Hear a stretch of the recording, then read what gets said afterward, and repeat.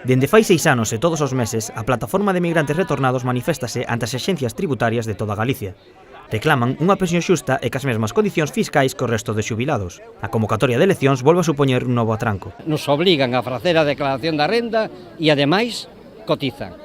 Temos que pagar.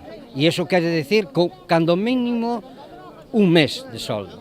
O sea, un mes de xubilación se vai no pago tributario.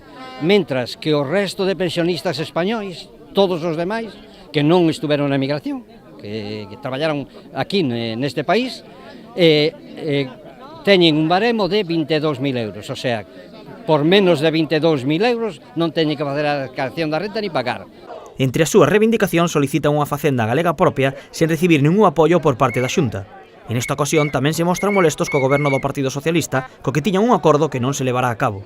Quedaron comprometidos con nós en que o noso problema se iba a solucionar, que unha lei que xa estaba aprobada en comisión iban a presentala en pleno para o seu debate e despois a súa aprobación para darlle solución ao noso problema. Esa foi a promesa con que nos viñemos de Madrid para Galiza todos felices e contentos e resulta que non se fixo. O sea, nos sentimos realmente traizoados polo Partido Socialista Obrero Español que non cumpleu con nós, polo menos, a súa palabra. A pesar de que as sentenzas xudiciais están saindo favorables, dende a plataforma terán que esperar as eleccións para establecer os próximos pasos a seguir.